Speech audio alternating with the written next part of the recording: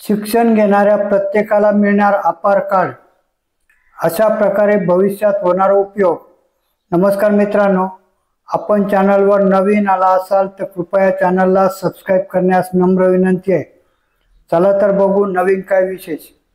आजकाल शिक्षण पद्धतीमध्ये मोठ्या प्रमाणात बदल होत चाललेले आहे।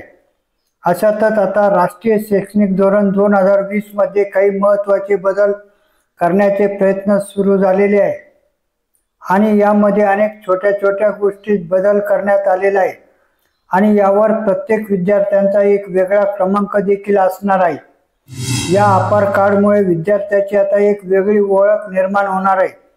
तसेच डिजी लॉकरची सोय उपलब्ध करून दिली जाणार आहे। हा उपक्रम एक देश एक विद्यार्थी या संकल्पनेवर आधारित असणार आहे। अपार कार्ड म्हणजे काय? अपार म्हणजे automated permanent academy account registry. पूर्व प्राथमिक ते उच्च शिक्षण घेणाऱ्या सर्व विद्यार्थ्यांना हे कार्ड मिळणार आहे। यावर तुमचा 12 अंकी ओळख क्रमांक दिला जाणार आहे। यामध्ये तुम्हाला unified district and information system for education plus मध्ये नोंदणी केली जाणार आहे। या अपार कार्डद्वारे प्रत्येक विद्यार्थ्याची माहिती ही एकाच ठिकाणी सुरक्षित असणार आहे।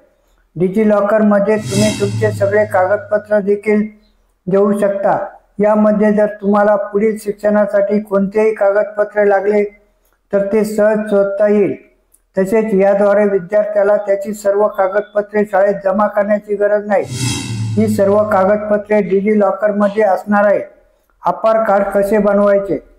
प्रत्येक शाळा आता अपार कार्ड बनवण्यासाठी त्यांच्या पालकांशी संपर्क साधणार आहे।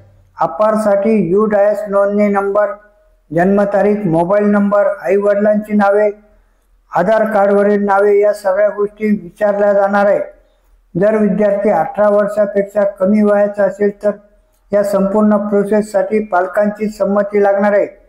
त्यानंतर तुमचे अपार कार्ड तयार झाल्यावर ते डिजी लॉकर सोबत कनेक्ट केले जाणार आहे, जेणेकरून तुमची संपूर्ण शैक्षणिक माहिती एका ठिकाणी सुरक्षित राहील।